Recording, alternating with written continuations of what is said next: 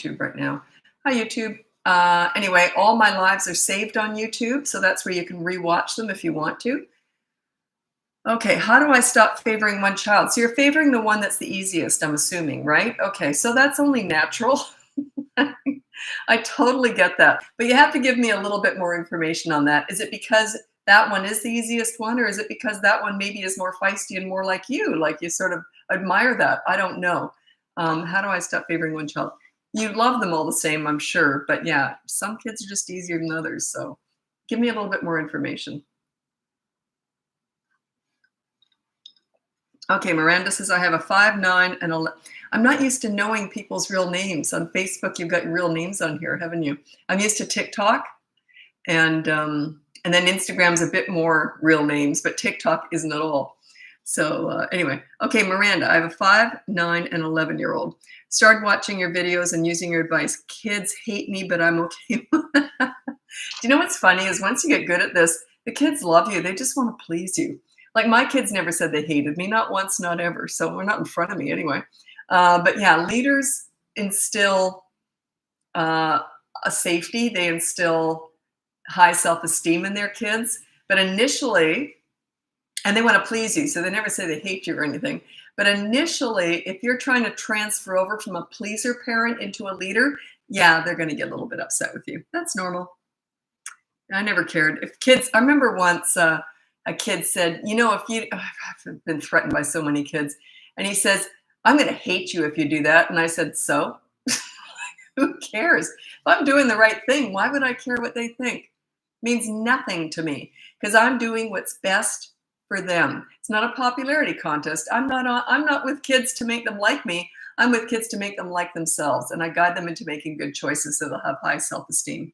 4-year-old boy, interrupting, constant screaming, destructive, and I have no idea how to handle. Okay, so he's just in charge. That's all. All that says to me is he doesn't respect you. Work on your leadership skills, and that stuff just takes care of itself. If you go in the link, I don't know where my link is here. I'm brand new on Facebook here with all this. So if you go on the link somewhere, I've got a link somewhere. You can check out all my courses. My free behavior board is a good place to start because it starts at the age of 3. I also have many toddler courses, but you're past that now, unless it's bedtime battles. That goes up to the age of 8. And then the boot camp course is from 3 to 12 years old. That's 5 weeks teaching you how to get respect, how to set yourself up as a leader. So check that out. The top level is hiring me one-on-one with coaching. I won't be doing that forever. I'm old now. I won't be doing that forever. But for now, I still love coaching. I had bad depression and I keep disciplining and hurting my oldest. Okay, Kayla, I'm going to go back here. How do I stop favoring one child, Kayla? Okay, you know where you're coming from. I have 3 toddlers, 4, 3, and a 1-year-old. Okay, Kayla, you're coming from a place of hurt. You're coming from a place of your own self-pain. And yeah, that's not a good place to be. You want to work on yourself. You want to fix yourself up first. You want to strengthen yourself up. If you want to work with me, hire me. That would be coaching. Otherwise, get a therapist or just keep watching. You know, the best thing to look at is you go online and look up parenting or mom fails. Funny mom fails. Look up what other moms are going through. You're not the only one struggling out there, okay? You know, I run a business dependent upon people struggling. I don't hope they're struggling, but they're already out there struggling, so I'm here helping you. So yeah, you gotta look after yourself, Kayla. That's your problem. You gotta look after yourself.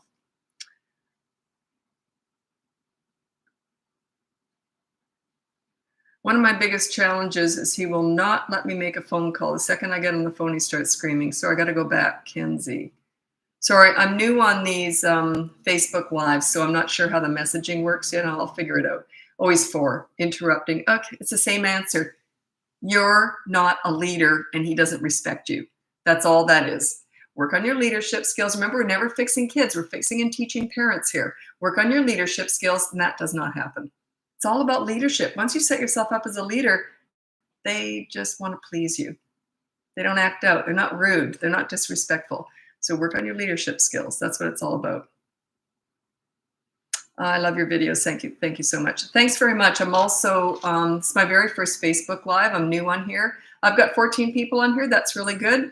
I can get up to, 2,000 or 3,000 on my TikTok lives. So this is really good. You're getting in early. So I should be able to answer all your questions, which is really good. I'll be transferring over to Instagram And then I'll be transferring over to TikTok all throughout this live.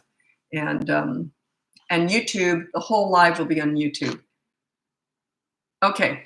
Oh, good. Okay, this is from someone on, it's T Bigstone. T Big, is that rude? Did I say something rude? Sometimes I'll read things out and phonetically it's something rude and I don't even know it and everyone's laughing at me. I'm old, give me a break. Okay. I don't think that's rude though. Anyway, you said, hi, Lisa, I'm from TikTok. Where are you live? Yeah, I'm on Facebook right now. It's my very first Facebook live. So I started out on TikTok and now I also do daily lives on Instagram. And then I'm going to be incorporating Facebook lives now too. And YouTube, all the lives are on YouTube. So I'm going to be doing a half hour Facebook, then Instagram, then TikTok. And the whole hour and a half will be on YouTube.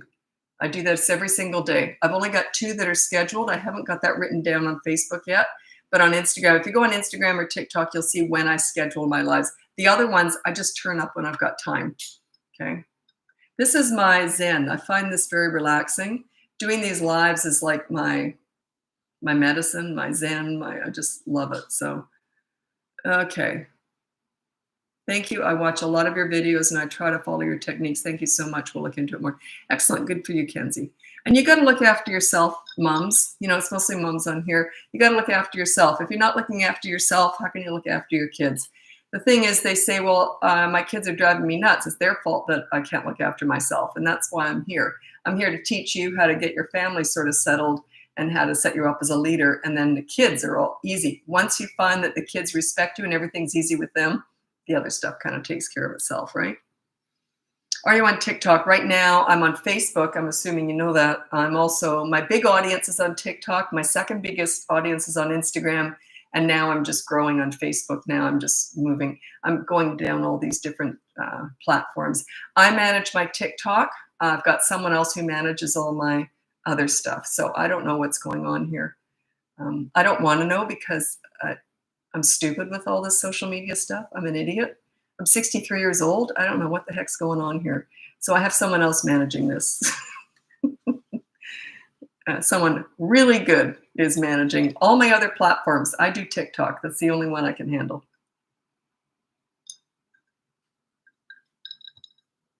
I got someone way smarter than me doing all the rest of them.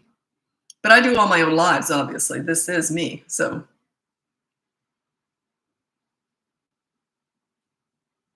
When my oldest was a baby, I didn't want to take care of him, so he is now 4, and I'm trying to work with our relations. Okay, so Kayla, you had postpartum depression. Is that what happened? Yeah, not uncommon. Don't be ashamed of this stuff. You know how many parents have said to me, I wish I never had kids?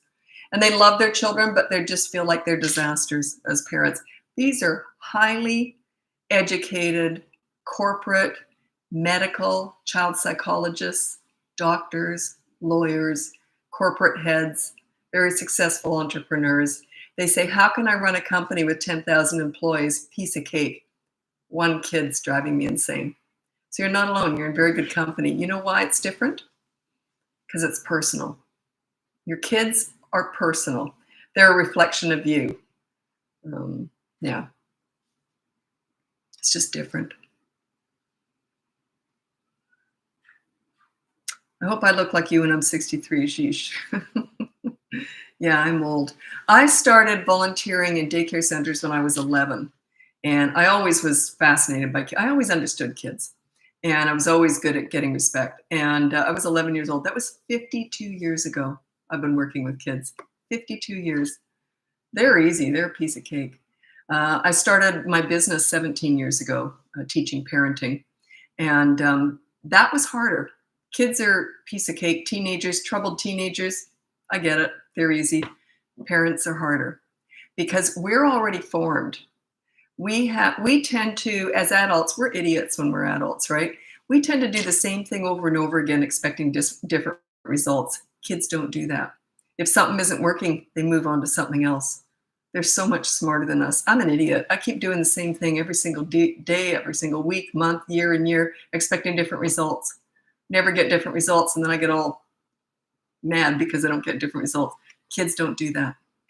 They're way smarter than us. That's why I find them so fascinating. We can learn a lot from kids and teenagers. If we're really paying attention, you can learn a lot. You asked about your granddaughter. I don't give advice on grandchildren. I only give parenting advice. The reason is if I give you advice how to handle your granddaughter and the parents don't like it, then you see what I mean? Like I've got a grandchild due, and I'll never tell the parents how to parent. It's none of my business. So yeah, I don't tell other people how to. I don't tell people how to handle other people's kids. I'm very fussy with that. I'm very particular. But sometimes people can switch it all around on me and ask me as if it's their kids. I get that a lot because I also don't teach teaching or child psychology, but I do get hired by a lot of teachers, principals, child psychologists, and they rephrase everything as if it's their kids. Like I can't figure that out eventually. They're very different roles. I could never be a teacher or a child psychologist. I'm a parenting specialist. I teach parent-child relationships. That's my specialty. That's my niche. That's what comes easy to me. I love it. But the other stuff, if I had to get up in front of a class and teach, I think I'd soil myself. I couldn't do it. Well, they're very different. All those roles are very different. I have so much respect for people who work with children, like teaching and that. Okay. Oh, autism. I don't discuss autism on platforms here. That's coaching. If you want to hire me for autism, that's a specialty. I only discuss that during private coaching. So you can check that out. Sorry, as my very first Facebook Live, all the messages look quite different. I'm just going to scroll ahead because what happens, I know on TikTok it scrolls for me. On Instagram, I have to scroll and I'm always worried. And because I've got a big following on there, on those, if I don't scroll quickly enough, a lot of people have left. People come and go. So I'm answering old questions. And I think Facebook looks like it's the same. I got to keep scrolling it so that I make sure people are here when I answer. I don't want to answer a question and the person's already left.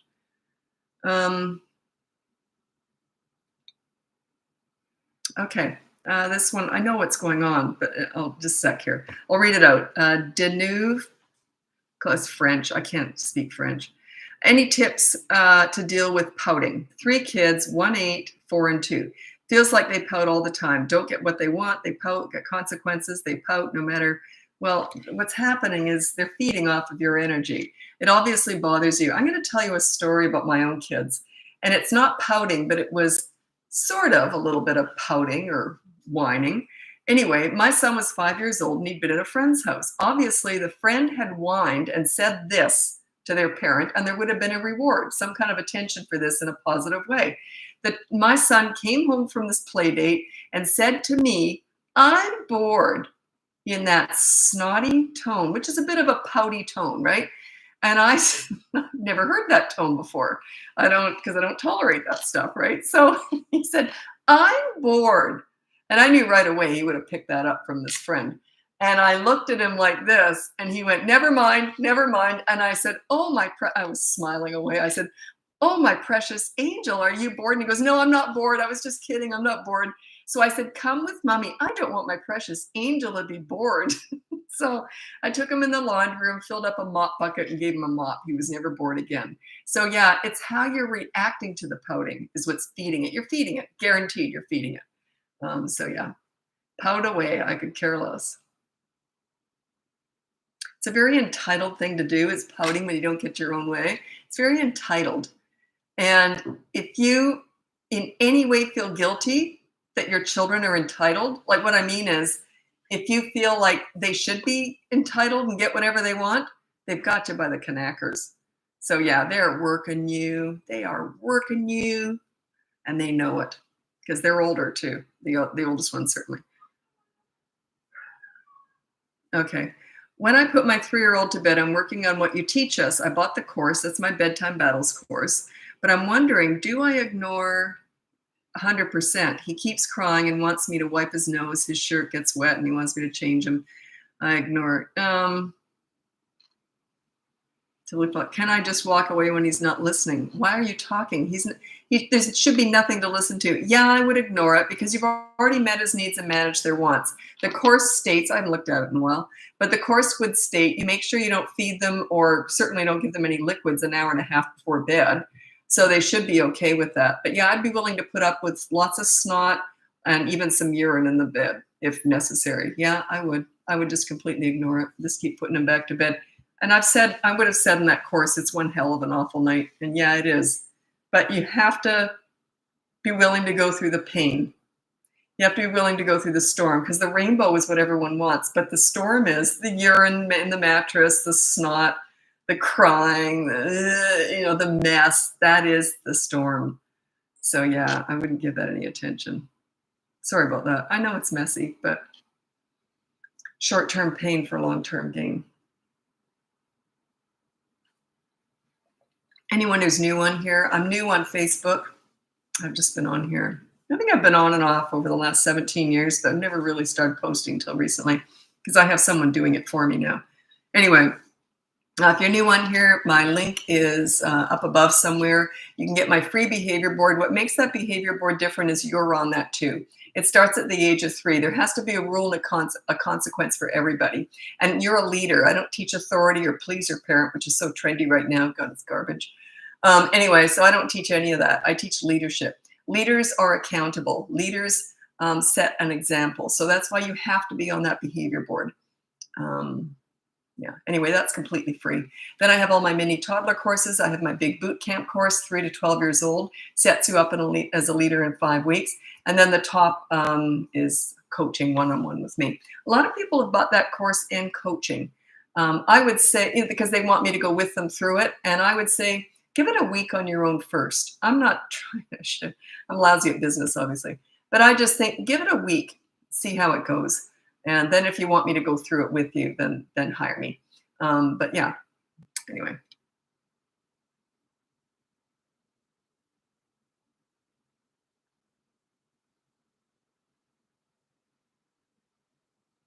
Oh, I don't discuss step parenting, because I don't know the dynamics. How much control do you really have over your kids? Is there a bio parent around? I only talk to bio parents, and a step parent can be there, but I only talk to bio parents or someone with custody. Like if you're a grandparent who has custody, that's different. Whoever's in charge of the kids is who I talk to. My middle child, I need ages, by the way. You said my middle child and my baby hit me all the time when they are mad.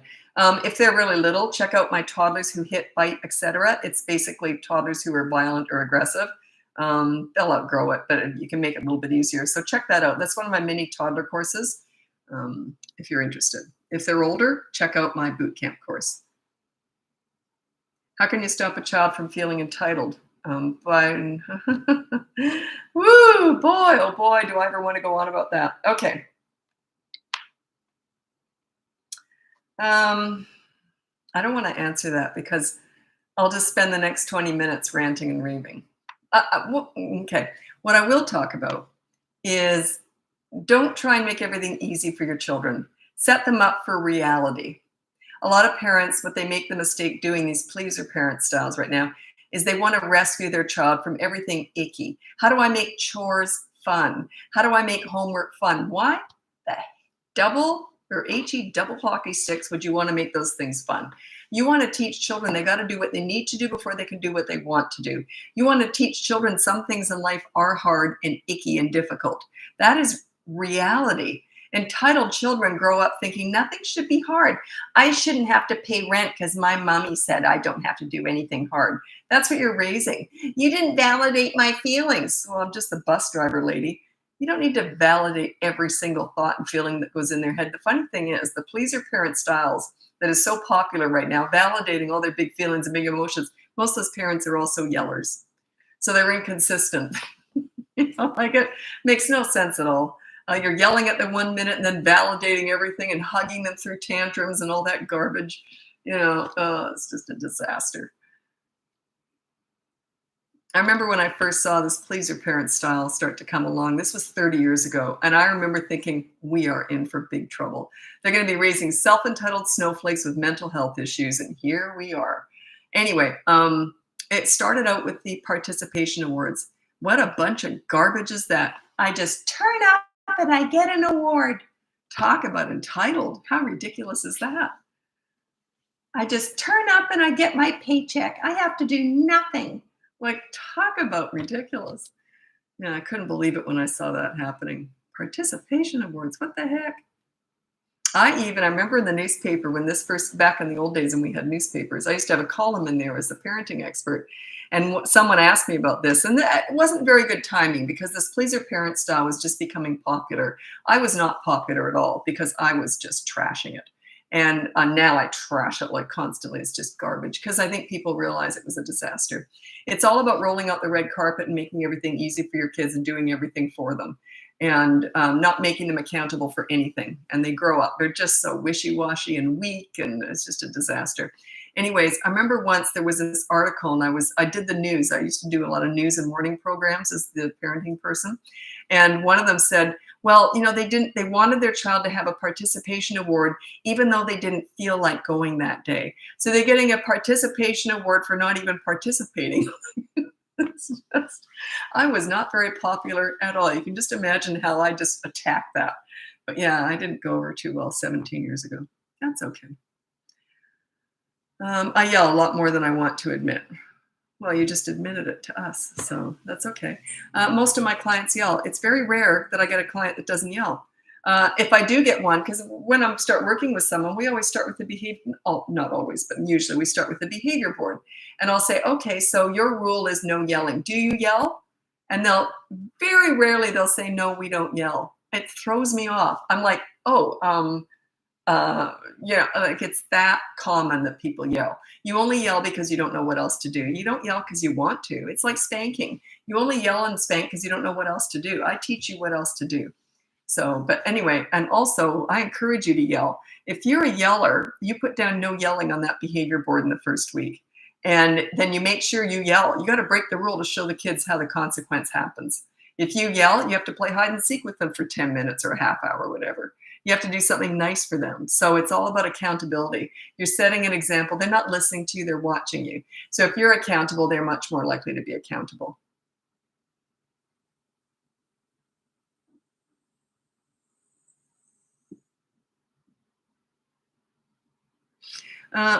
Miranda.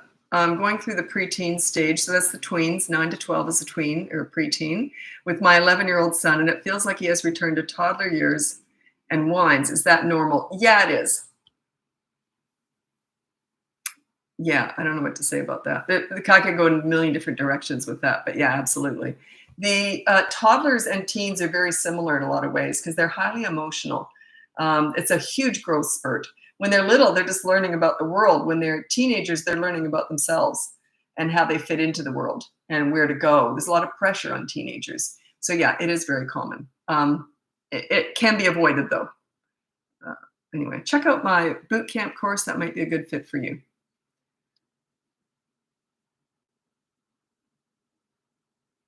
Oh my God, I love everything you say and how you're saying it. Well, can I frame that? It's a few people in my personal life I'd love them to hear. Thank you. I appreciate the support. A 2-year-old gets angry and aggressive very easily. Right. What do you want me to say to that? It's a toddler. Toddlers are nuts. I'm going to read my 5 top tips for parenting toddlers.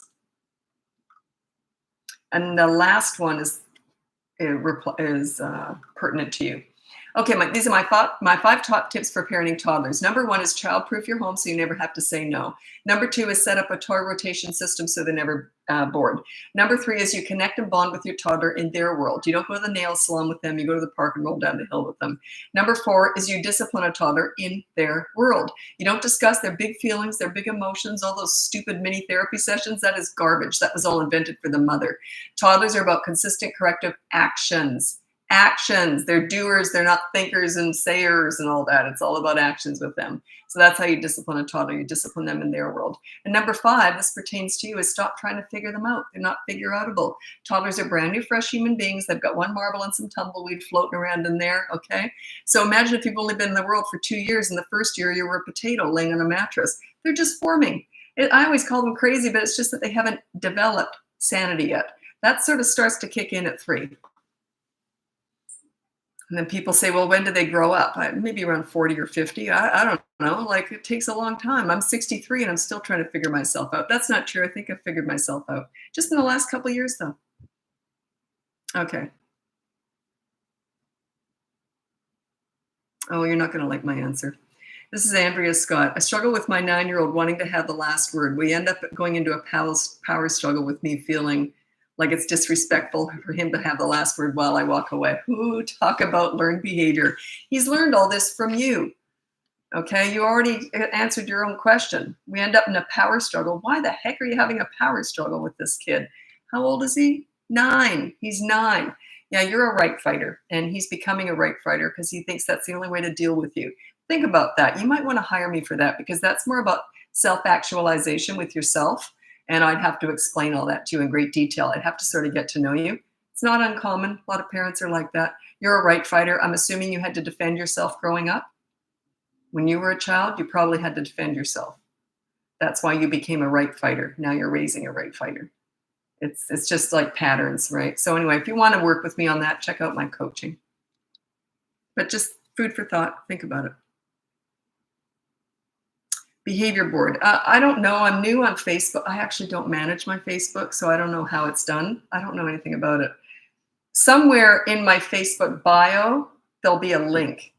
All my courses and my coaching and my free behavior board is all in the same link. And if you go to my website, bratbusters.com, it's Bratbusters plural. A lot of people have tried to, they've actually stolen money from people pretending to be me. I am bratbusters.com, and that's it. If you hit bratbusters.com, that'll be me.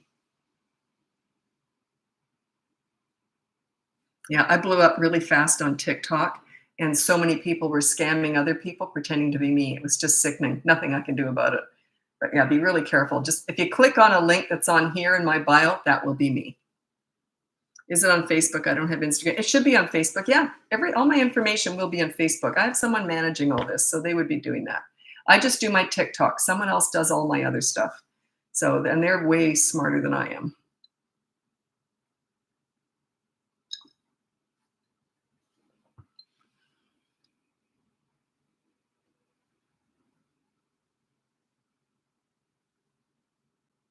Okay, this is actually quite an easy one, but my 2.5-year-old toddler, this is from Carla, wants me to feed him now that I have a new baby. Right, yeah. Your baby's just 7 weeks. He will eat little on his own, then ask for help. He won't continue. Yeah, okay. Here's what you do. So you've got a toddler who wants to be hand-fed. You get really inefficient at it. So you pick up some food, and then you look like you're talking, and, oh, I forgot I meant to do that. Okay, you get real slow. Get really inefficient at hand feeding. Like pick something up, drop it. Like, oh, okay. And then eventually they'll get bored with it and they'll move on. It's just stage after stage after stage with toddlers. They'll move on. They'll find something else to do. They'll find some other annoying thing to do. But yeah, adjusting to a new baby, there's nothing you can do to accelerate that. It's just going to take time. It's a transition period. So yeah, just get real inefficient at hand feeding. Oopsie. Oh, well, here we go. It's coming.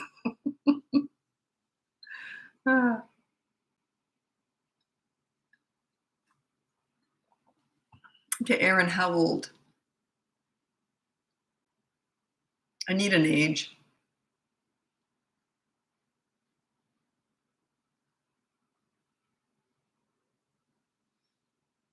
Oh, you got a 4-year-old whining all the time? Why are you answering that?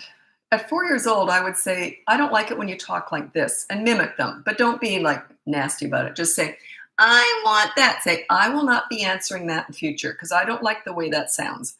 Okay? So then you say, but if you ask this way, and show them how to do it right. Don't just say what you don't like, show them what you want. And say, if you ask like this, the answer still might be no, but I will answer you. Okay? You might have to, at 4 years old, you'll have to repeat that several times, but maybe only once a day. I wouldn't repeat it every hour, maybe once a day. Yeah, I won't be speaking to you if you whine. And this is whining. I want that. So yeah, I remember once years ago, I don't recommend this, but anyway, years ago, I had to pick up some kid from school. I didn't really know this kid. The mother had some accident or something, some family emergency. She got my number through the school because I used to work at the school. I volunteer helping out a lot with the kids. I always worked with the difficult kids. So she was new to the school. So she asked if, she could get my number. She phoned me up and asked me if I could pick up her kid and take her little girl home. And then she would pick her up later when she was available. I said, sure. So anyway, I had this little kid in the back seat of my car. My kids were on either side in the back seat, and this little girl was in the middle. She was a whiner. I didn't know her. She didn't know me. She was a whiner. And I want to go there. And I looked at her in the rearview mirror and I said, but I don't want to go there. We're not gonna. And she looked like this. And I said, that's how you sound. Did you know that? And she was maybe 7 or 8. She wasn't tiny.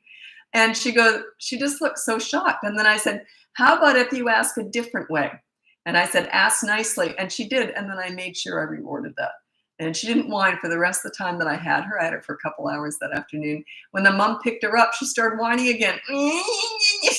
The mom just fed it. Whining is something you want to ignore. You want to correct. She was older, so you want to correct it. But yeah, there's no way I would reward whining.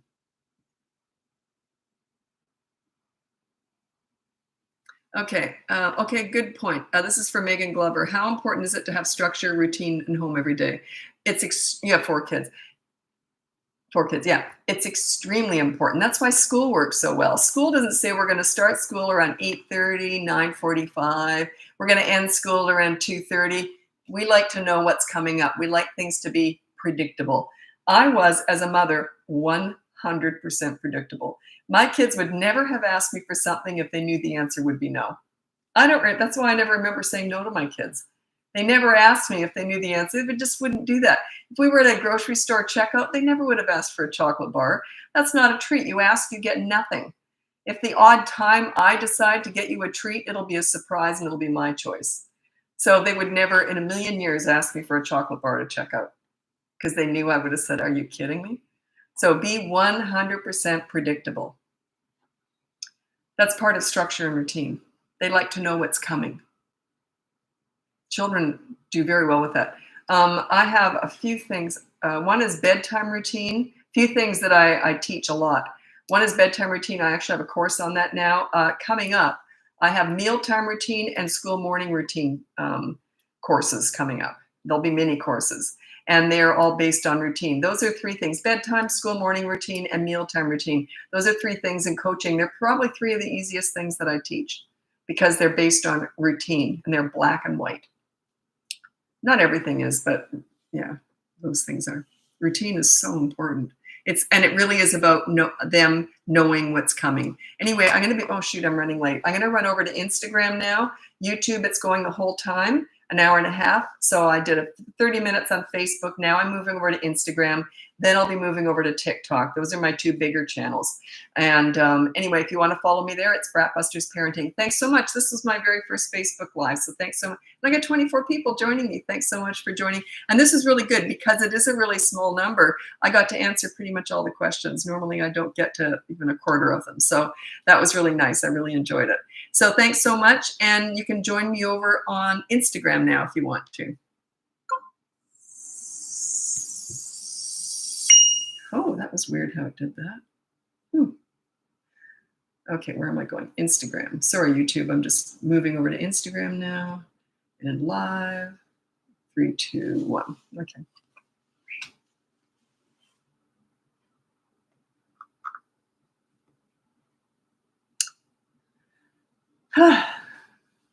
It's kind of stressful doing a new platform because I didn't know. I got 34 people in there. Hello. Welcome. I just finished up. Wow, this is growing really quickly. I notice on Instagram the numbers jump up really fast. TikTok is slower. I don't know why. TikTok's my big audience, but it's way slower in the way how fast people come on. People come on really fast on Instagram. I don't know why that is. I can't figure it out. I'm 63. I can't believe I'm even on social media. Okay, you just bought 2 of my courses and so stoked. Excellent. Which ones did you buy, Aubrey? I'm curious. I'm assuming the mini toddler ones. Tantrum and bedtime? Am I right? They go really well together. My most popular one is potty training. But if you've already potty trained, you're not going to buy that.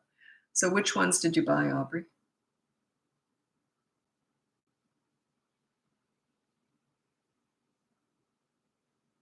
Oh, I want to answer this question.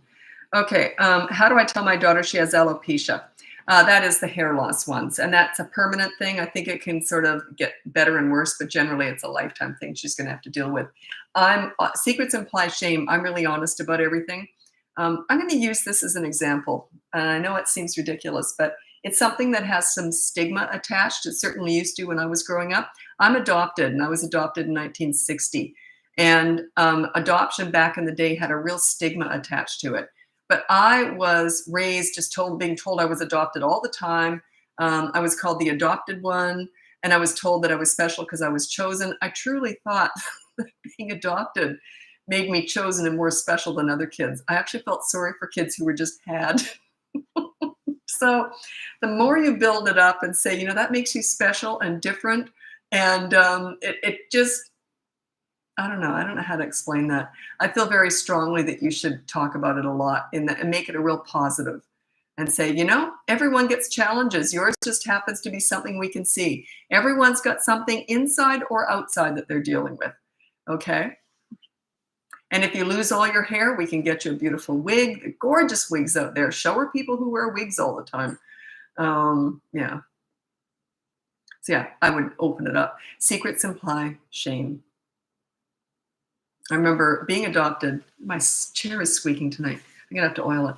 Anyway, being adopted, there was another kid in my school who was also adopted, but she was very secretive about it. And so I knew she was kind of ashamed of it. And I remember I talked about it all the time, like I was adopted. Oh, I'm lucky, I'm adopted. I was chosen. My mother always said she overshot. She should have pulled back a bit because I really thought I was more special than other kids. So yeah, it's how you sell it, basically. Potty party and the bedtime. Oh, I got it wrong. I said tantrum and bedtime. Potty party and bedtime. Yeah, potty party is my most popular one for sure. Well, good luck with those. And if you have any questions or anything, message me in the Podia where the course is. That's the best place. I have a hard time keeping up with messages. I get hundreds of them every day. So, but the course ones I do try and get to, because if you've paid me money for a course, that's my first priority with messages, is Podia. So, and even on email, I don't get to all those. So, is it too? Oh my God. Is it too late to start your recommendations with my 20-month-old? I specialize in teenagers. I work with 18-year-olds. It's never too late. Never too late. 20 months. That's tiny, tiny baby.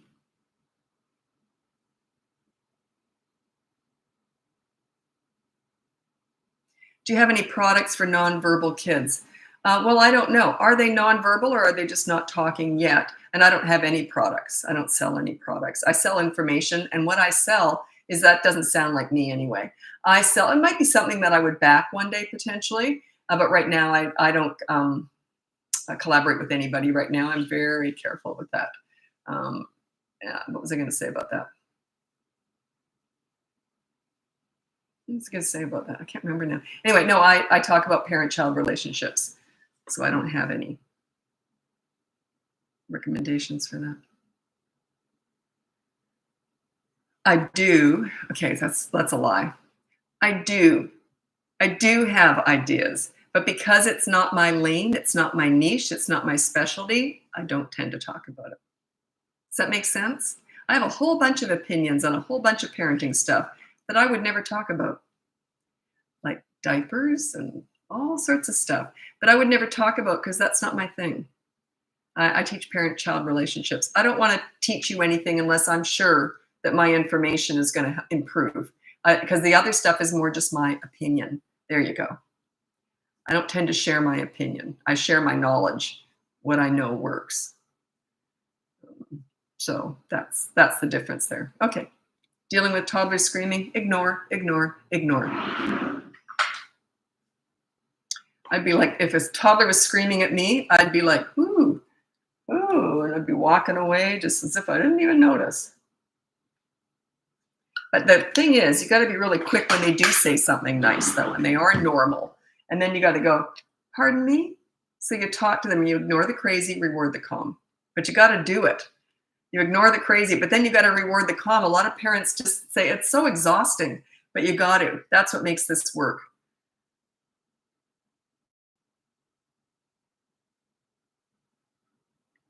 Hardest time with my 2-year-old bath time. Yeah, they kicking and screaming. Yeah, they go through stage after stage.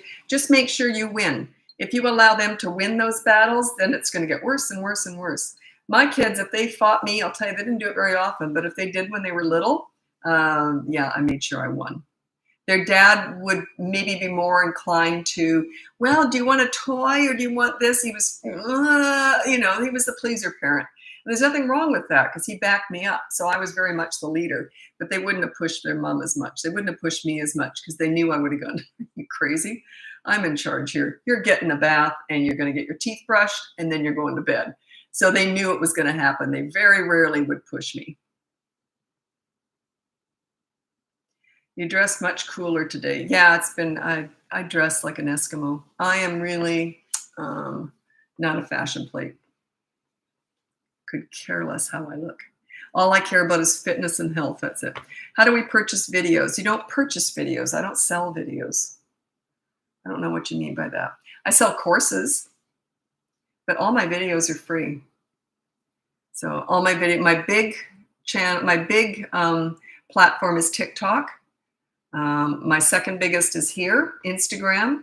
My third is new. It's Facebook is growing, and YouTube. That one's a slow burn. I haven't figured that. I don't have. The only one I do is TikTok. I manage TikTok. I have someone else who does the rest, but all the videos are free.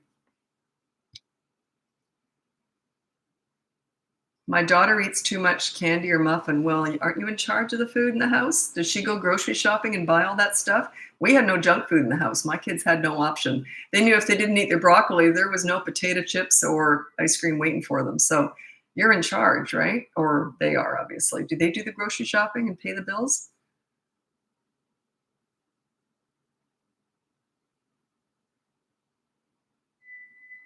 Very whiny 3.5-year-old. Every response I get is why.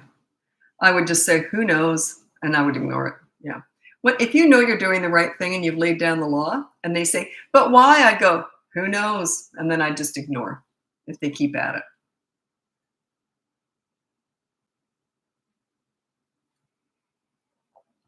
That reminds me, years and years ago, this is about how you handle difficult adults. I knew someone who was very passive aggressive. And I didn't clue in right away. So no matter what I said I was doing, why would you do that?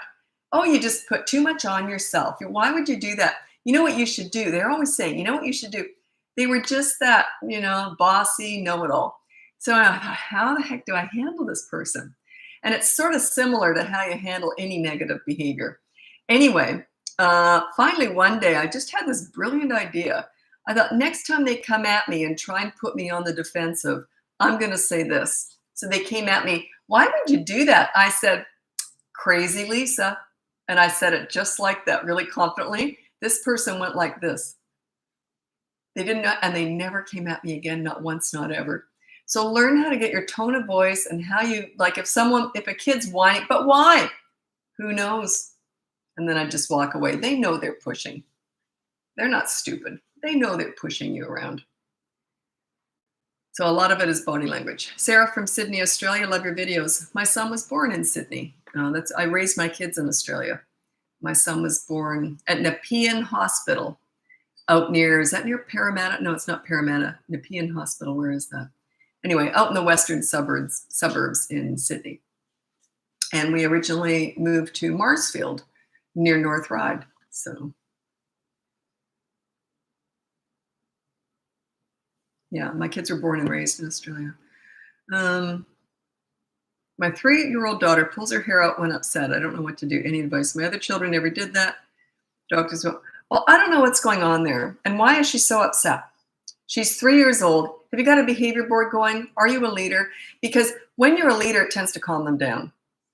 You're a safe place to land. They know what's expected of them. You have schedules, routines, and habits, and they know what's coming. Potentially, you don't have all that in place. So if you want to work with me, you can hire me, or you can just check out my boot camp course. It tends to calm kids down. I'm not saying that would be cured for sure. I don't know. Maybe it actually is like a tick or something that she can't help, or maybe it is stress. And there's no guarantees with any of this stuff. But if you're a really good leader, it tends to calm the kids down. And that's what I'm all about. I teach leadership.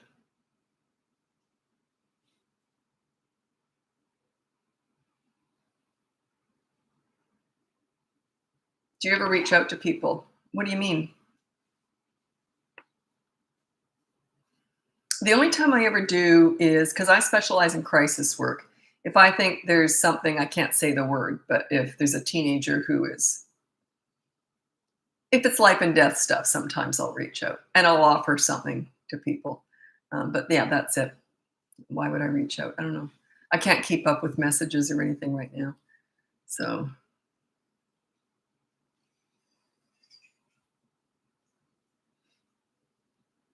how do you go from yelling to not yelling? The only reason you yell or spank is because you don't know what else to do. I teach you what else to do so you don't have to yell. So just keep following along. It'll start to make sense. If you follow me for long enough, you'll start to get it. Or you can fast track it by buying a course. The boot camp course starts at 3 years old, or you can hire me. It fast tracks all this. But yeah, otherwise for free, you can just keep watching me. And it does start to make sense.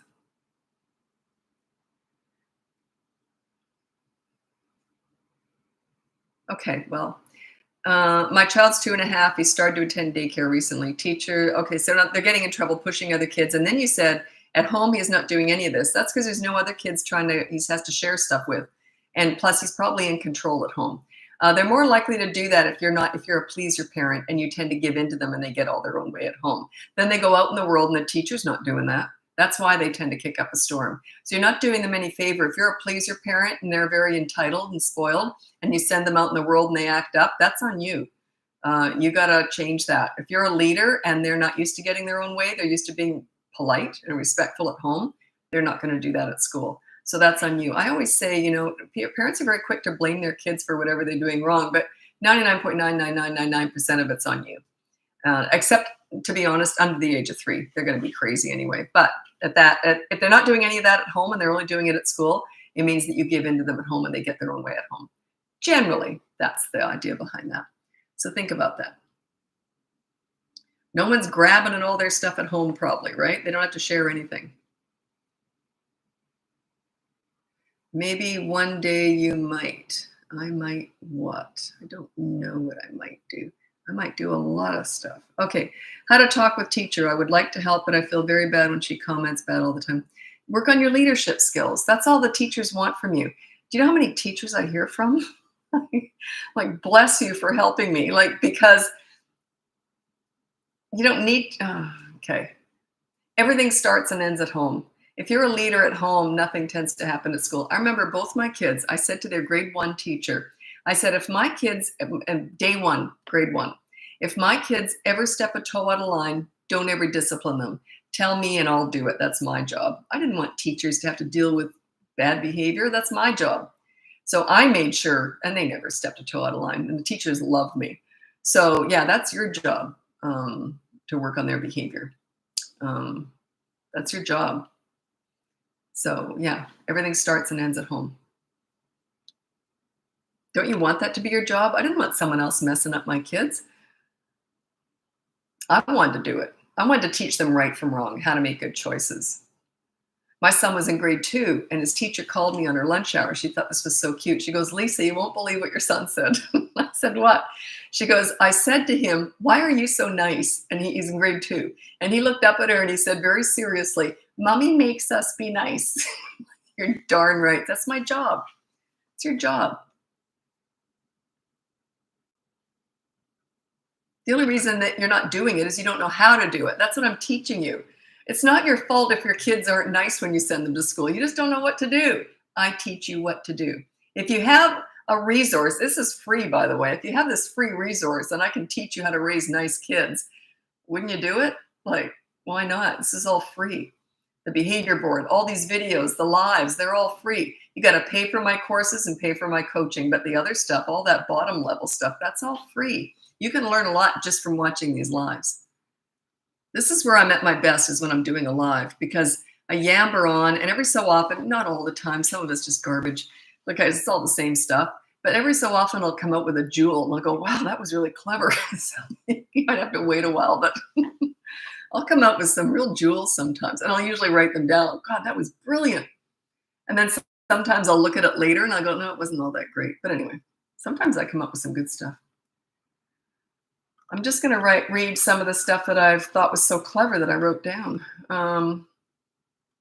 One of my favorites is my as soon as method, because I never really told my kids what to do. And people don't understand that. But here's what would happen. I knew if my kids wanted to watch TV, this is how it would go. When they were little and they were learning, they would say, Mommy, can we please watch TV? And I'd say, sure, have you done all your chores? So as soon as you've done all your chores, then you can watch TV. They would race around doing all their chores, and then they'd watch TV. I use the as soon as method. Mommy, can we please do this? Sure, have you finished your homework?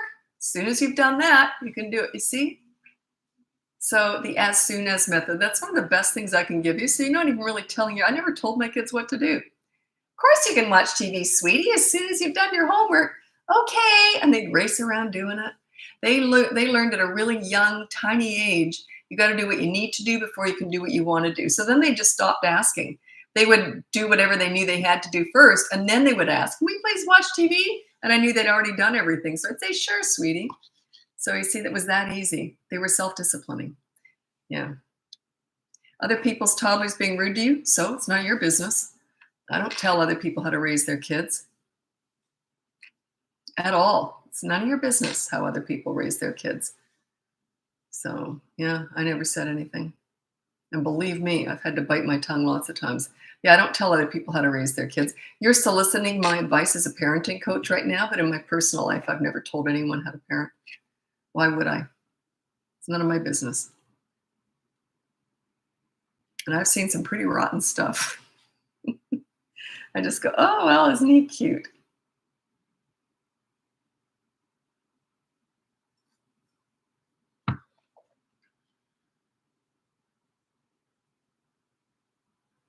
Okay, I don't actually say that, but. What about toddlers in joint custody bouncing from house to house? Okay, that's more of a specialty. You'd have to hire me for coaching. I need to know what's going on at each house. How old are they? What kind of parent are you? So yeah, it's just more challenging.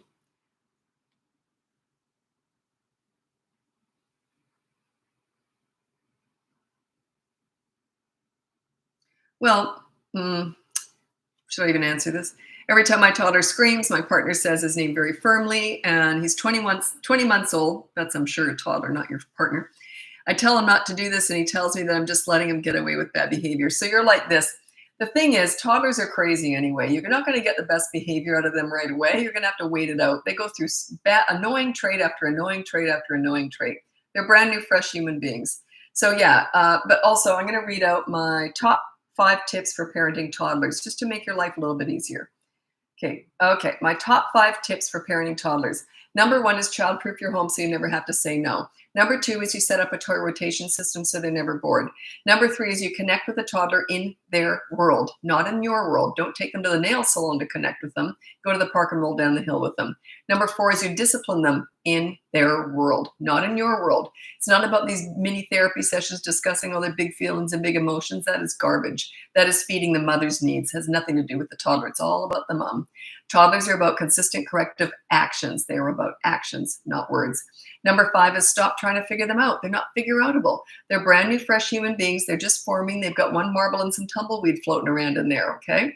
Imagine if you've only been in the world for 2 years, and for one of those years you were a potato laying on a mattress. They're just fresh. They're brand new. So hopefully that'll help a little bit.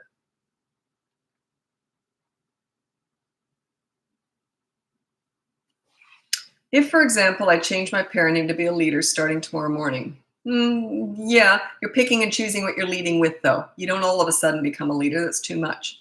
It's like saying, okay, I've decided I'm going to lose 50 pounds. Tomorrow I'm losing 50 pounds. What you do is you decide you're going to start eating healthier, okay? I go all the way or start only with the behavior board. What you do is you get the behavior board and you do 1 rule per week, and that's all you focus on.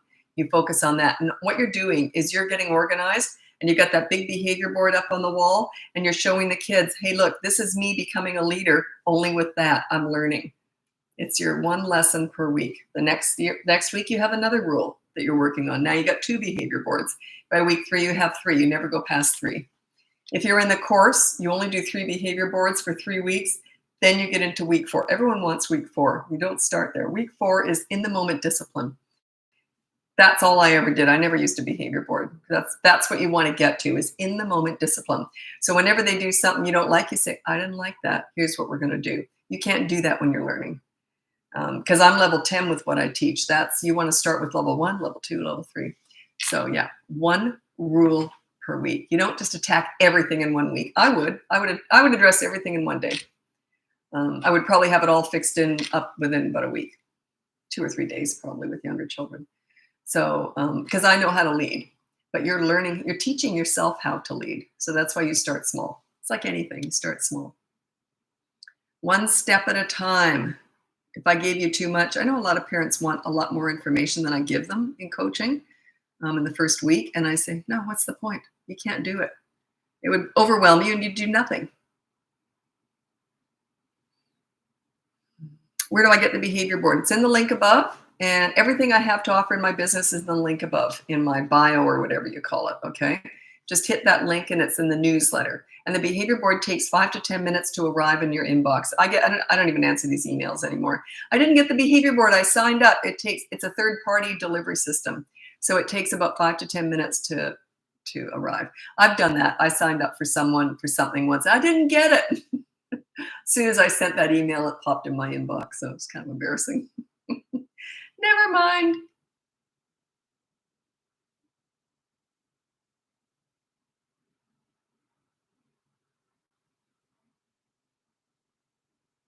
So I'm just scrolling through because I got a whole bunch of questions that were older, and people might have come and gone by then.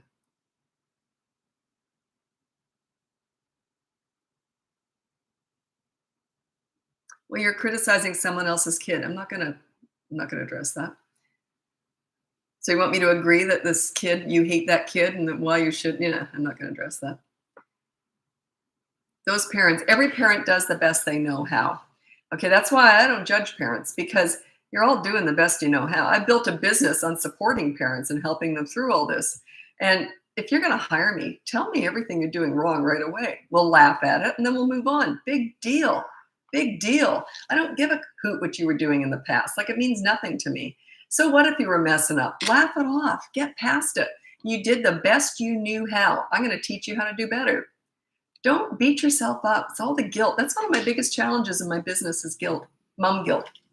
It's one of my biggest challenges. I just feel so bad about what I've done with the kids in the past. I'm like, get over it. We're moving forward now. Laugh it off. Geez, we got to move forward. I'm solution based. I don't like going back, and I don't think you should be beating yourself up. You did the best you know how. No one gets handed a newborn in the hospital and says, I'm going to mess you up. Everyone goes, I'm going to be the best parent I can be. And they do. Everyone's the best parent they know how. I can teach you a better way potentially, but you're all doing the best you know how. So stop beating yourself up. It does nothing. It does nothing for you. Guilt is poisonous.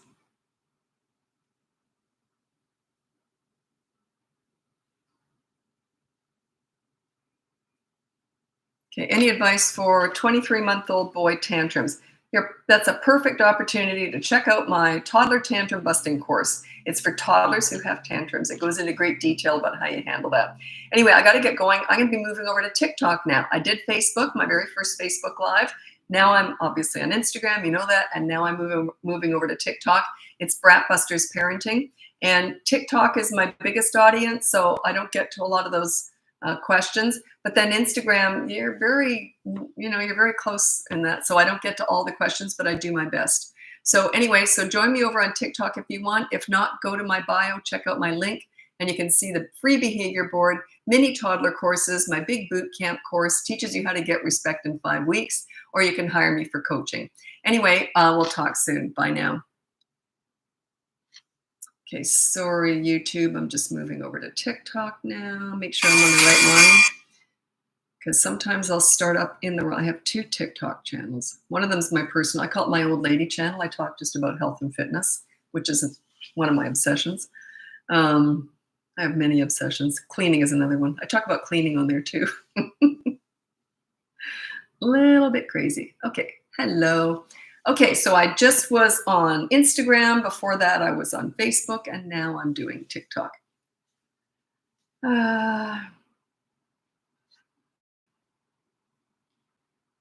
Okay, Leanne said TikTok sucks is notifying us when creators go live.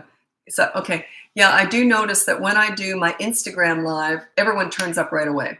When I do TikTok, it's a slow entry system. Like everyone takes longer to get in. So I don't know. I'm not really on any social media. I don't do any social media like in my personal life.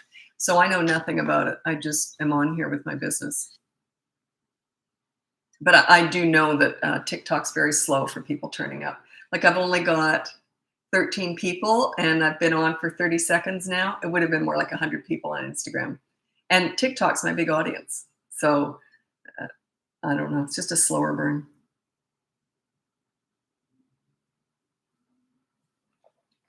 Oh, that is some good Diet Pepsi. Okay. Hmm. My throat's getting a little bit sore because now I'm doing 3 lives. I'm doing Facebook, Instagram, and TikTok all in a row. What I'm going to start doing, I'm going to have to do 20 minutes on each instead of 30 because I can feel after an hour my voice is starting to go. So I'll do 20 minutes. I did 30 minutes on Facebook, my very first Facebook Live I just finished. And then I did 30 minutes on Instagram. Now I'll do 30 minutes on TikTok. So, what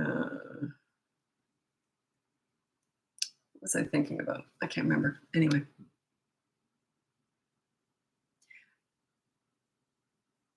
Okay, I get this question quite often, and I just hate answering it. But I'm gonna read it, and I'll tell you why I hate answering it. 27-month-old does not eat anything healthy, only crackers, some fruit, and that's mostly all. You know, you're in control of what's in the house. So if you want them to eat, if you don't want them to eat crackers, I wouldn't have any crackers in the house.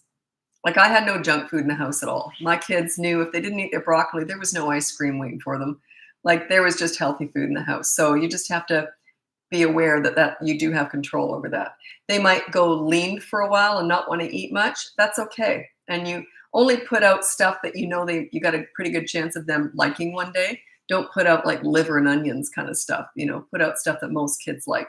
You can look that up. I'm not a nutritionist, so I don't really discuss all that. But yeah, you are in control of what's in front of them. So someone said to me, I hate it when people say, all they'll eat is this. Well, are they doing the grocery shopping? Like put it in front of them, you know. Could you do them all at once? All the lives? No. Um, uh, I do YouTube at the same time, but yeah, I have to do Instagram and TikTok separately. I could potentially do because I've got 2 cameras going. I could potentially get a third camera going with my iPad, but I tried that once before and my system crashed. It won't allow me to do 3. It takes a lot of power to do a live.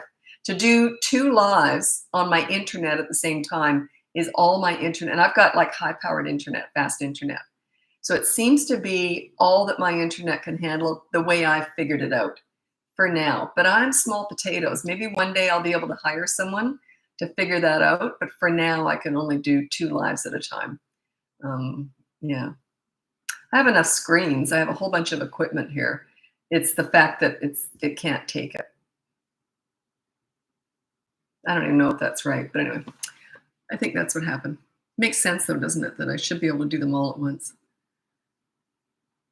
Am I freezing? I shouldn't be freezing because it's not glitching on my end. Anyway, let's get going with your parenting questions. If you go on the link above, you'll see my free behavior board, my mini toddler courses, my big boot camp course, 3 to 12 years old, teaches you how to get respect in 5 weeks. That is not 5 weeks of hardcore work every single week. It's 1 rule per week, the first 3 weeks. And then it starts to get a little bit easier. So yeah, I've paced it out over 5 weeks.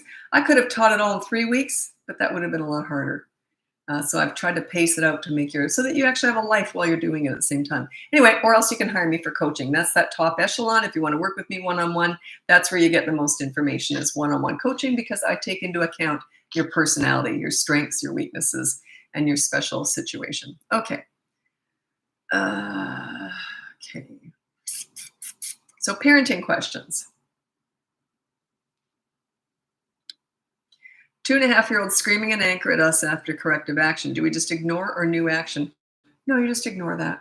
That's them processing. They don't like that they're not in charge anymore. And that's okay. You actually want that. If they don't get upset, I'd almost wonder what you're doing wrong.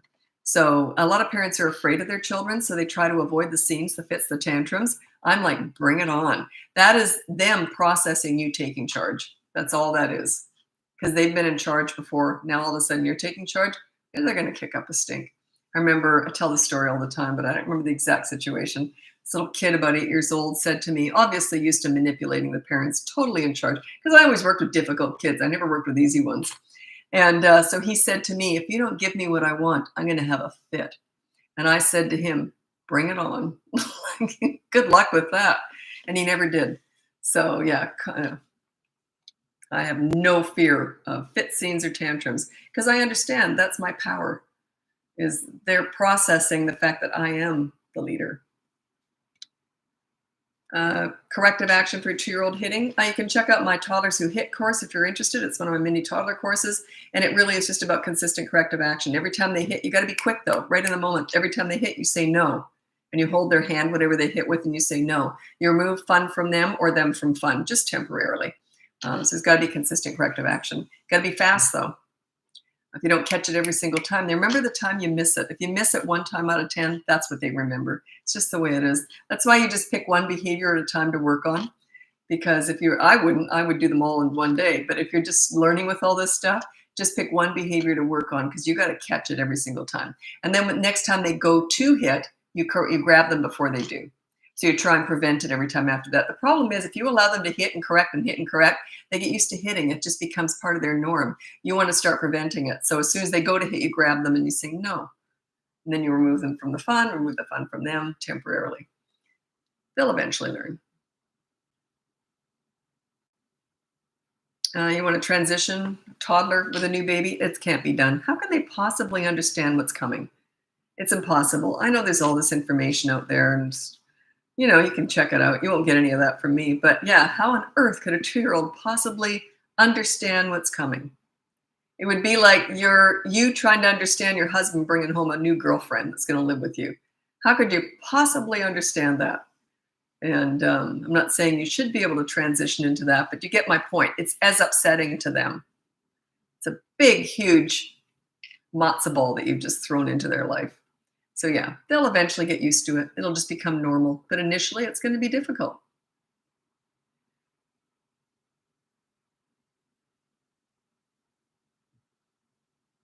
10-year age gap. I don't have any recommendations, but you know what they say, and I totally agree with this. I always say I was an only child, but I've got a brother, but he was a teenager when I was born. So I was raised by 3 adults. Like that, I never had to share my Barbies or anything.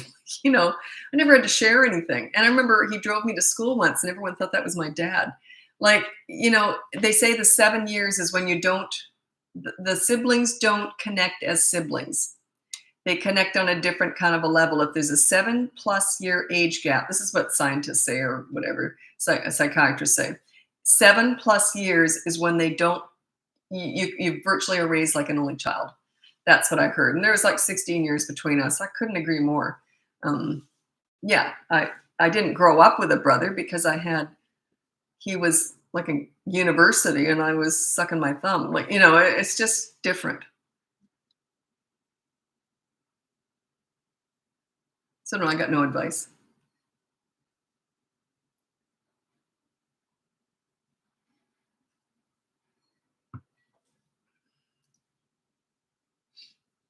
A 2-year-old will completely ignore me at times when talking to him. Well, they usually cipher out what they don't like, or they get very selective hearing. So I got a few different things I do with that. Not so much with a 2-year-old. No, 2-year-old, he ignores me when I'm talking to him. Does he have to hear you? If it's like, hey, we're heading out the door. So if it's something has to happen, what you do is you say it once. I never repeat myself. You say it once, and then you take action. So if you're leaving, you say, okay, come on, we're leaving now. And they ignore you. I would go pick them up and cart them under my arm, kicking and screaming, and put them in the car. So you only say something once and then take action. If they know that thing you're going to say is going to be followed by actions, they eventually learn that's going to happen anyway. They may as well listen to you.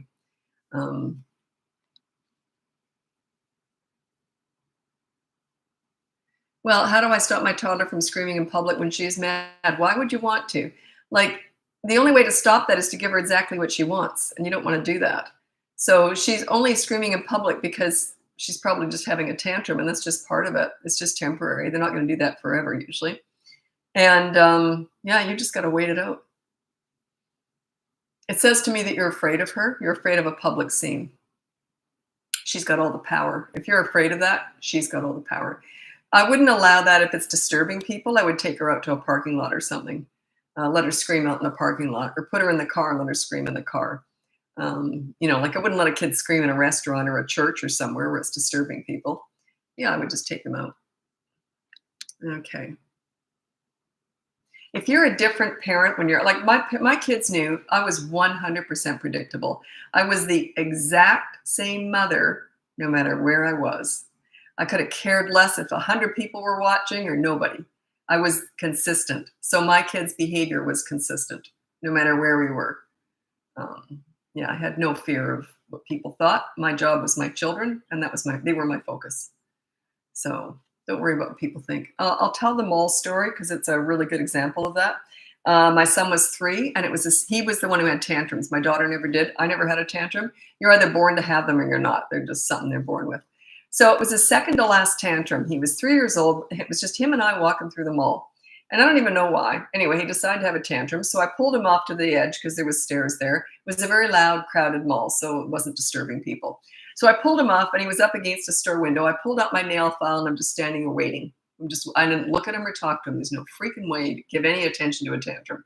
So I'm just standing there. You got to look like you're waiting for a bus, right? So I'm just waiting, and he knows I'm waiting for him to stop. So I ignore the crazy. So I'm like this. The funny part is all these young moms kept walking by. You should give him a hug. Tell him, talk about his feelings. I'm like, oh, good. Keep going, keep going. Because who's going to listen to them? They don't know what they're talking. They're brand new, fresh moms. What do they know? I had tons of experience with kids. Anyway, but these other parents and grandmothers kept coming up with parents with older kids, and grandmothers kept coming up to me saying, you know what you're doing. I'm like, yeah, I know what I'm doing. Who are you going to listen to? It's like taking financial advice from someone with $1 million in the bank or $10 in the bank, right? The experience is everything. So anyway, I could care less. I was proud of how I dealt with him. And he didn't even tantrum for that long. He got up and I said, oh, you all done? Okay, let's get going. We walked to the parking lot. You don't discuss tantrums before, during, or after. There is no point whatsoever. It's freezing. Is it still freezing? Or is that just the same person saying that? I don't know. Not many people are saying it, so.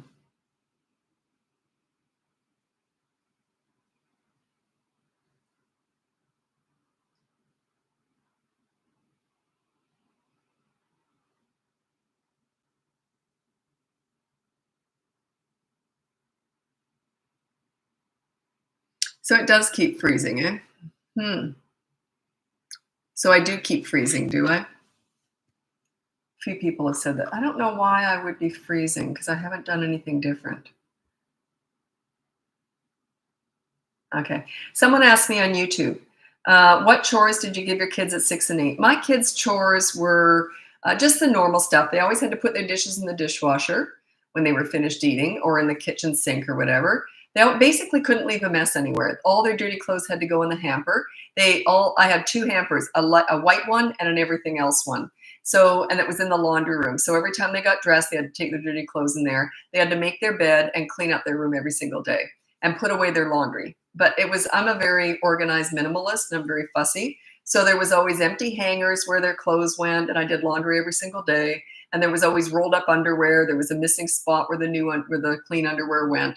So everything, and also I did a toy rotation system, so I didn't have very many toys out. So they just did it. Like, I made it all very doable and very easy. I set them up for success. Okay, so there was just systems. So before school, they knew everything had to be done, and I wasn't super fussy. I went after them and did my own. I'm not OCD, but everyone seems to think I am, but I'm not. I've done the tests. I'm not. But I just love cleaning and organizing. But the thing is, I'm not stressed out if I don't do it, but I just do it. I maintain clean. I don't clean dirty ever. So my kids knew you don't leave toothpaste in the sink or anything. They just knew this stuff. So they just cleaned up. But I went the extra level. I never expected my kids to do that. I'm the one who did all the vacuuming and mopping and all that big stuff because that's what I love to do. So, but yeah, we had systems in the house and it was very doable, very organized, and very easy to do. So set them up for success. But yeah, and you don't pay money for chores. You keep chores and allowance separate. They got allowance every week, but they're completely separate. You never pay for chores. You live here, you contribute. But I do think children deserve to earn money and know how to manage it and save it. So that's a whole other video. I've done lots of videos on money management. I should do another one. I haven't done one for a while. I'll write it down. Keep chores and allowance separate. Keep chores and allowance separate. Would that be a better way of wording it? Or should I just do one on allowance? Anyway, I'll do another video on that. That was on YouTube.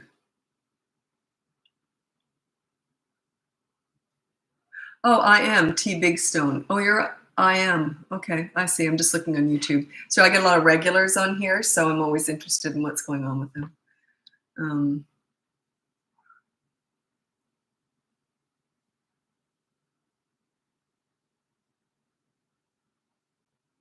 Do you consider yourself a minimalist?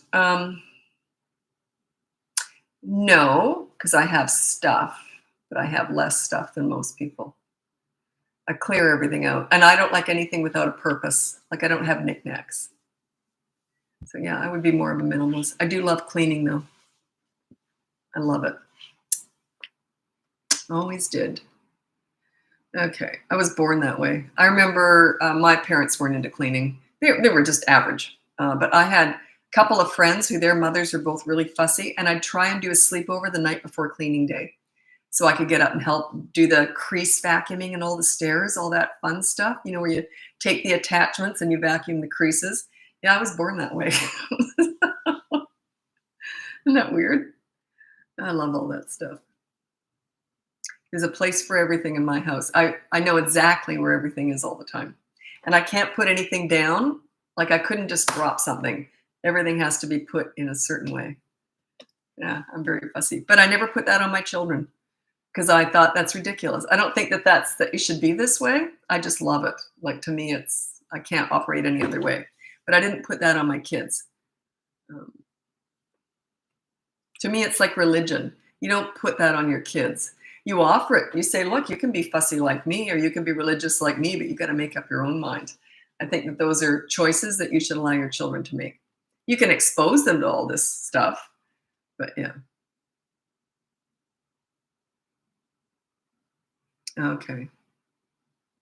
I could go on and on and on about weird stuff I do with cleaning. I've got so many weird things I do with cleaning. It's hilarious. I do talk about that. I have a personal channel I talk about that stuff on. Not that much, though. It's a bit nuts. Okay, parenting questions. Let's get back into it. So I'm in my third half hour now. I'm kind of getting tired. How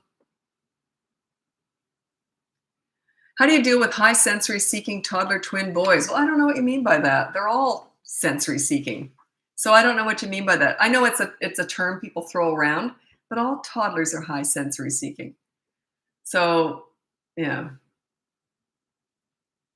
Because they're all about actions. They're all about touching, feeling. I remember my daughter, she used to have lobster claws. She knew that when we went out, she wasn't allowed to touch stuff, but she'd go like this with her lobster claws because she knew she couldn't touch this. She wasn't allowed to. And she was little. She was such an easy kid. And I'd say, you don't touch things when we're out. And so she'd go like this, dying to touch everything. And yet my son, I guess, wasn't so much that way. He didn't want to touch everything as much as she did.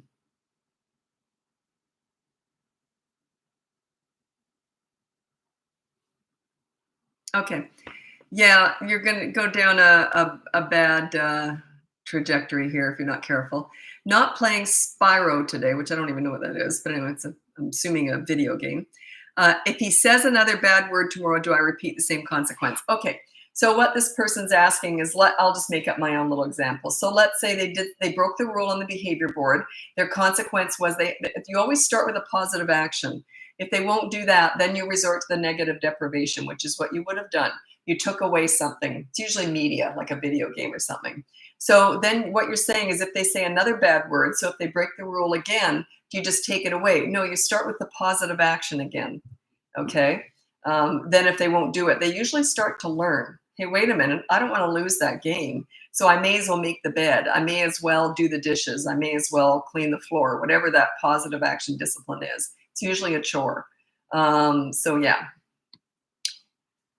So you go back and start with that. Otherwise, they're never going to have the game, and then you got no leverage. It just gets to be an ugly scene, right?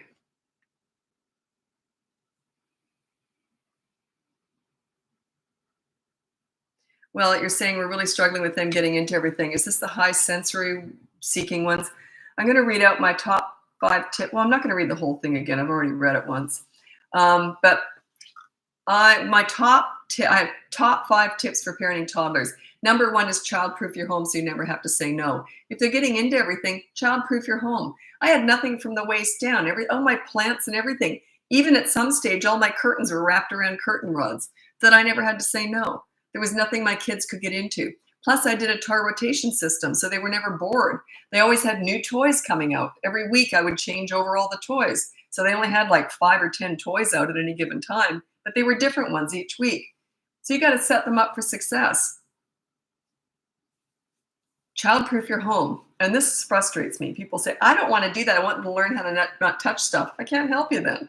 My kids weren't used to being precocious, so when I took them out, they didn't tend to touch stuff anyway, because they weren't used to getting into trouble. Do you know how many friends I had that used to say stuff like this to me? Can you believe he was brushing his teeth with the toilet brush again? Because, I want him to learn not to touch it. There's no freaking way I want my kids brushing their teeth with a toilet brush just because I refuse to childproof my home. Because I want them to learn. They're 2 years old. They don't understand poo-poo germs on your mouth. Like they just don't understand that sort of stuff. Childproof your home. Then you don't have to say no. They won't be getting into stuff because there's nothing to get into. Someone else said bad connection. I don't know what's going on. Obviously, I'm freezing a lot and I've got a bad connection. I did fine on Facebook and Instagram, so I don't know why TikTok is acting up. Sometimes on Sunday night that happens because everyone's online Sunday night. It just gets overloaded. All the wires get overloaded on Sunday night. I've heard that once before by some internet guy told me that. Okay, so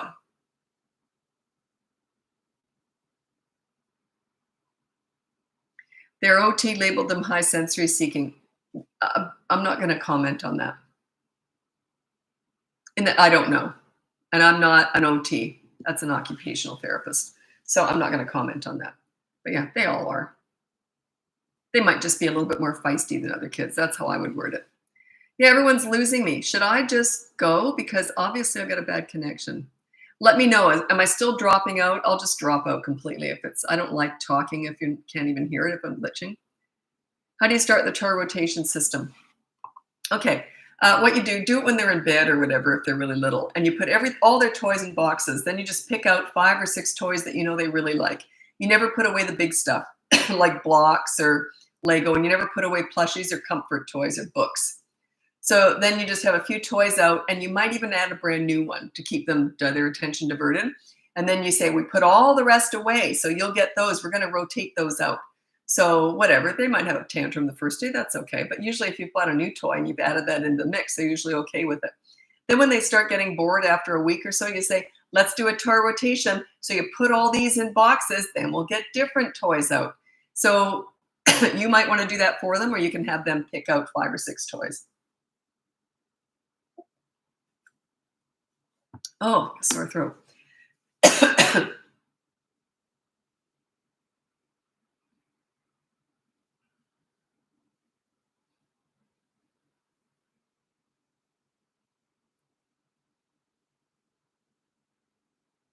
Yeah, you're talking about these twins that are still getting into everything. I don't know what to tell you. If you want to hire me, hire me. Show me what you're doing. Get your video camera thing and show me what they're getting into. But yeah, sometimes you just got to go through it.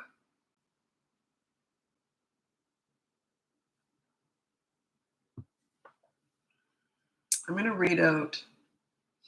You can tell I'm starting to lose my voice. One thing that I'm going to kind of end here because my voice is starting to go. But everyone asks me about discipline, how to stop kids from doing bad things. But really, that's not what I'm all about at all. That has very little to do with what I teach. I teach connecting with your kids. Leadership is about connecting and bonding with your kids. I want to teach you how to bring out the best in your children, and so that they like themselves and they have a lot to be proud of. When you're the source of that, they want to please you. You're a leader. It's just the way it is. Discipline is a tiny, tiny, tiny part of everything I teach. Plus, I worked with hundreds of kids. I had no leverage. I had no way of disciplining them. My strength, my power was bonding with them, bringing out the best in them, making them feel good about themselves. Then they wanted to please me. Even the delinquent teenagers I worked with, they didn't want to disappoint me because they looked up to me. I made them feel good about themselves. That's the way I look at leadership. It's not about discipline. That's a tiny part of it. You deal with bad behavior, but then you focus on the good kid. You got to find it and bring it out. So discipline is, and I know that's all people ask me about is discipline, but it's not what I'm all about at all. A lot of people, when they hire me, they say, oh, they're quite shocked. It's not just about discipline. No, not at all. Not at all. Think about it. Don't you want to have a great relationship with your kids? Don't you want to be friends with your kids? Don't you want them to want to please you when they're little? And when they're teenagers, they just don't want to disappoint you? Because you're such a good leader. You're a safe place to land. They like you. They like themselves when they're with you.